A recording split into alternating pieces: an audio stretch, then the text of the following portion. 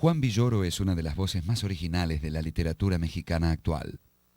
Publicó cerca de 20 libros y recibió premios importantes como el Herralde de España. Trabajador incansable, recorrió varios géneros: ficción, crónica, guión cinematográfico, reportaje, ensayo y traducción. En su obra combina géneros con ingenio y originalidad. Villoro honra a la cultura popular.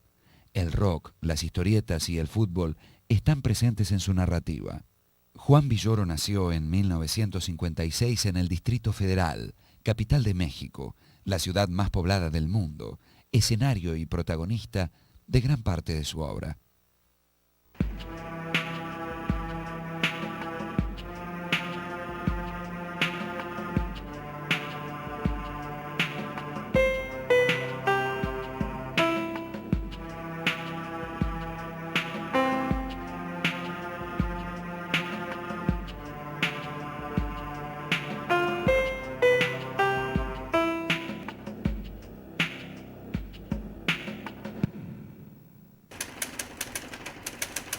Es muy difícil decir que hay un propósito colectivo en los actos que conforman la vida de la Ciudad de México, pero de alguna manera, digamos, la energía vital que se ha volcado en esta ciudad es una energía que ha crecido, digámoslo así, contra la naturaleza, en el sentido de que, bueno, primero se eliminó el lago de los aztecas que determinaba la ciudad, porque los aztecas llegaron al valle persiguiendo una profecía, que es, les habían dicho sus sumos sacerdotes, que donde ellos encontraran un águila devorando una serpiente, ahí tendrían que fundar su ciudad. Y quiso la buena o mala suerte que lo encontraran en un islote de un lago, en donde construyeron una ciudad lacustre que tenía posibilidades de ser una ciudad bastante agradable para muy pocas personas.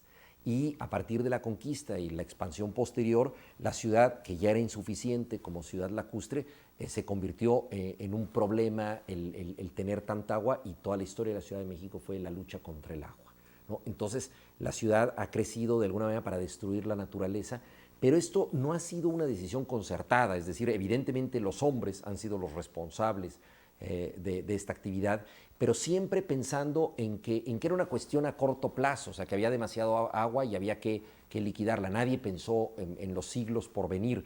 Y lo mismo ocurrió con la industrialización y con la contaminación posterior, de modo que nosotros, los habitantes de la Ciudad de México, por un lado, nos sentimos de algún modo responsable de este caos que se ha generado, pero al mismo tiempo sentimos que formamos parte de una multitud de esfuerzos destructores, o también de una multitud de esfuerzos de resistencia que tienen una lógica propia. Esto es lo más asombroso de la Ciudad de México. Es casi como la ciudad fuera un organismo que nos excede, nos rebasa, y todo el tiempo tratamos de explicarlo. Al mismo tiempo nos cautiva, nos enamora. Es muy difícil dejar la Ciudad de México, regresamos fatalmente a ella. Entonces, esta circunstancia es algo que define pues una urbe que está siempre al borde del colapso y de la que nadie quiere irse.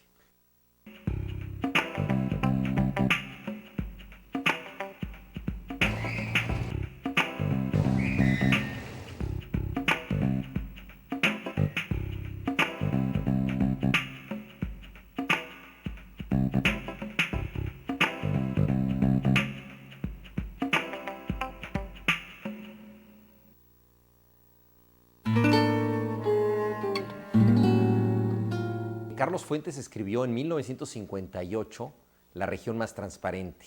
En aquella época, la Ciudad de México tenía unos 4 millones de habitantes, de modo que la Ciudad de México era todavía un entorno más o menos abarcable.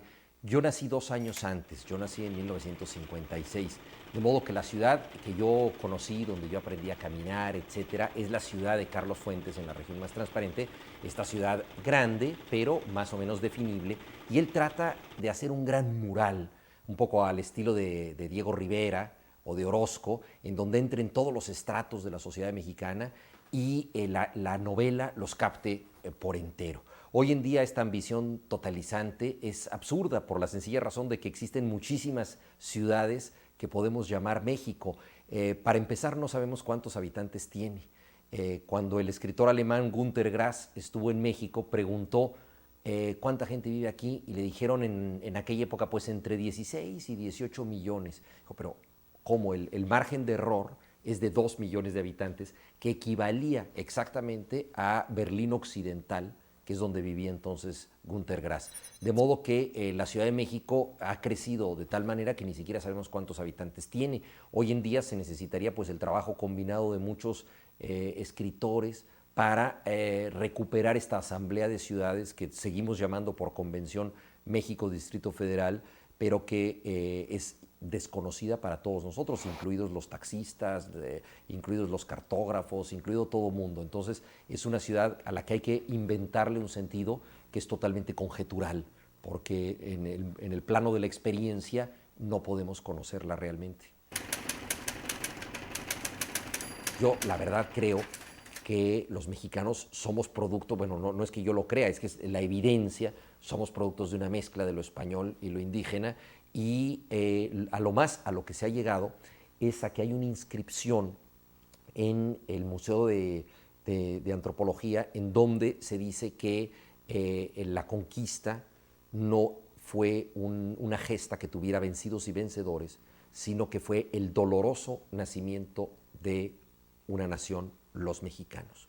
Entonces, de alguna manera ahí se reconoce, pero eso fue una inspiración de un poeta mexicano, Torres Bodet, que fue un político muy importante, pero es el único espacio donde se reconoce la integración de lo español con lo prehispánico y que es el resultado que conformamos los mexicanos.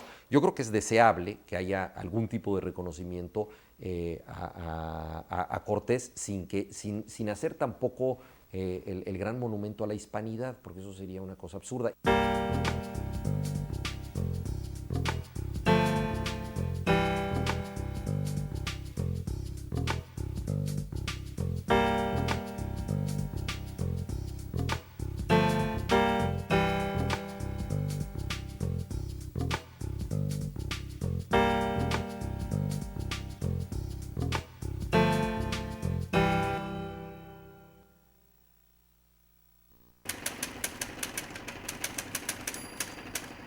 La literatura mexicana ha tenido el enorme defecto de concebirse como algo que debe ser muy desgarrado, muy intenso y muy dramático. Tenemos muy buenas obras literarias en esta tónica. Si uno revisa los títulos de la literatura mexicana, pues abundan títulos como Nostalgia de la muerte, Muerte sin fin, El llano en llamas, Los muros de agua, Los días terrenales, los días enmascarados, títulos ominosos, vagamente amenazantes, que tienen que ver con circunstancias trágicas o fuertes de la vida. El laberinto de la soledad, por supuesto, sería uno de estos títulos emblemáticos, La sombra del caudillo, en fin, esta idea de que la literatura toca temas de una realidad en donde hay una entraña amarga que nosotros debemos enfrentar. Y yo creo que esto le ha dado un temple dramático muy interesante a la literatura mexicana, y tenemos obras como las de Juan Rulfo o las de José Gorostiza que hablan justamente de esta muerte en vida que los mexicanos hemos experimentado culturalmente durante mucho tiempo. Curiosamente, el sentido del humor, que sería una actividad compensatoria o complementaria de esta visión del mundo, en México ha sido visto como algo divertido, pero no muy importante. Uno de los grandes escritores humorísticos de México, porque también los ha habido, Jorge Ibargüengoitia, escribió un texto que se llamaba Humorista, agítese en caso de urgencia, en caso de usarse, perdón. Humorista, agítese en caso de usarse. Entonces, él decía que cada vez que le decían qué divertido eres, se lo decían como un elogio descendiente, es decir, como nos ha entretenido mucho tu literatura, lástima que no sea profunda. El mexicano tiene muchísimo sentido del humor y lo hay en el teatro popular, por ejemplo, de Cantinflas a Tintán y a muchos otros cómicos.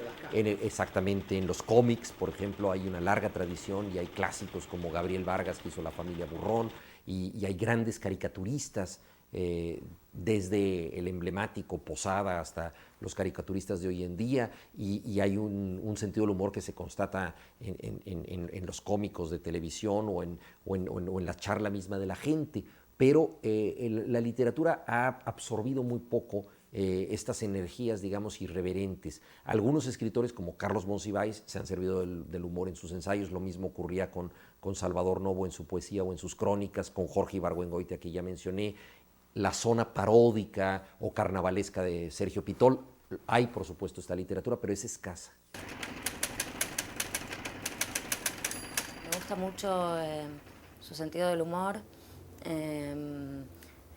Todos sus libros están llenos de humor y eso siempre, bueno, a mí yo es algo que aprecio mucho en la literatura y tienen como una velocidad muy interesante, o sea, nunca decaen, ¿no? Te da la sensación de que siempre va llevando al lector, lo va llevando, entonces eso también lo hace accesible a públicos muy distintos, por ahí más intelectuales, porque también tiene como referencias cultas sus libros, pero también a un lector no intelectual que se ve muy envuelto por la historia y también el tipo de personajes que elige son personajes en los que el lector puede fácilmente reconocerse o que son como digamos, trabajan con ironía sobre algunos estereotipos o personajes que, digamos, que todos conocemos y después tiene algo también que me parece muy interesante, bueno, que es siempre una profusión, una abundancia de material, ¿no? Tiene muchas historias que contar en sus libros, no es una literatura como de ideas, ni aún en sus ensayos. Los ensayos tienen anécdotas, tienen una gran facilidad para divertir, ¿no?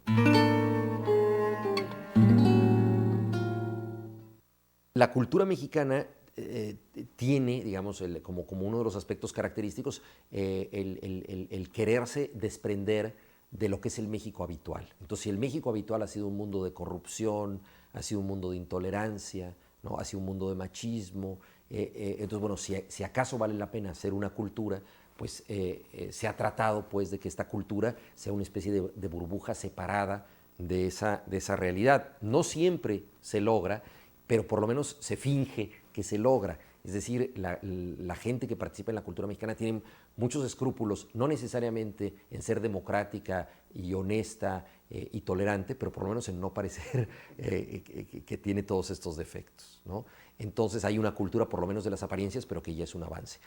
Ahora bien, dentro de esta cultura, que es muchísimo más tolerante que el país que le da origen, las mujeres afortunadamente han tenido una voz muy importante, no solamente como escritoras, sino como lectoras. Hoy en día en México de cada 10 lectores, 7 son mujeres. Entonces el hecho literario, como fenómeno de consumo, como práctica de lectura, tiene mucho más que ver con la mujer que con el hombre. La mayoría de las periodistas culturales son mujeres, buena parte de las editoras son mujeres, entonces afortunadamente en México la participación de las mujeres es mayor. Esto también tiene que ver con una realidad machista, o sea, el hecho de que la vida real para los hombres de acción que están en el mundo de los hechos, no pasa por la cultura. Entonces, mientras los hombres están encontrando maneras de conquistar el poder o de hacer negocios, las mujeres se dedican a esa zona inútil e imaginaria que es la cultura. Eso también es una expresión del machismo.